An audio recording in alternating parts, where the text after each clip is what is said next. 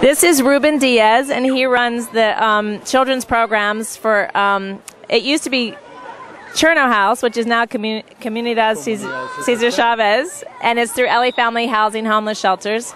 And Ruben actually is my longest male relationship since I've lived in Los Angeles.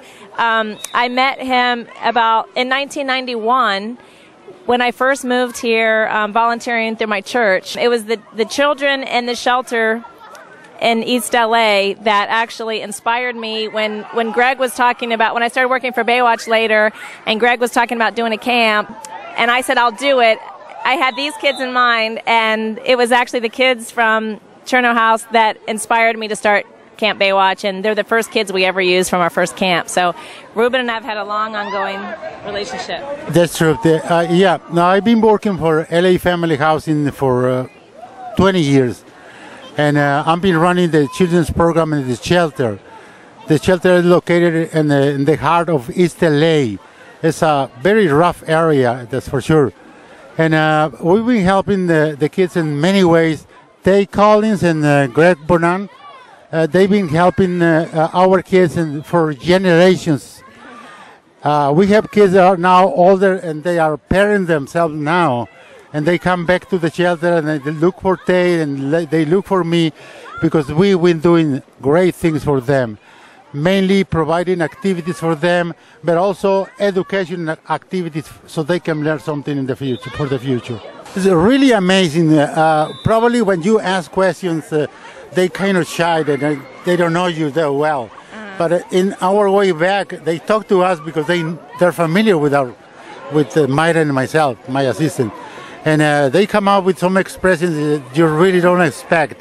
See, like one of the kids that was saying, that I pray for everybody and I change for the children so they can continue doing fun for our kids and our families and for the kids that are going to be in the shelter later on. Oh. So this is great. It's great. So sweet, yeah. And some of them are awake in the morning, like 4 o'clock in the morning, just waiting for us to pick them up and bring them to the camp.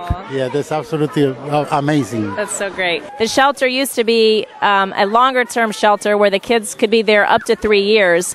So I would form wonderful relationships with them, and some of them, like Alfonso and Myra, Fabricio, many of the kids I've formed lifelong relationships with. But now the kids are on a 90-day turnaround, so we don't get to keep and form the long bonds that we used to. So that's... We used to have in the same building, we have to have emergency shelter for 20 families and a transitional housing. So we can house in the families for 2 years. They give us a chance to establish a very good relation with the families and know the kids better.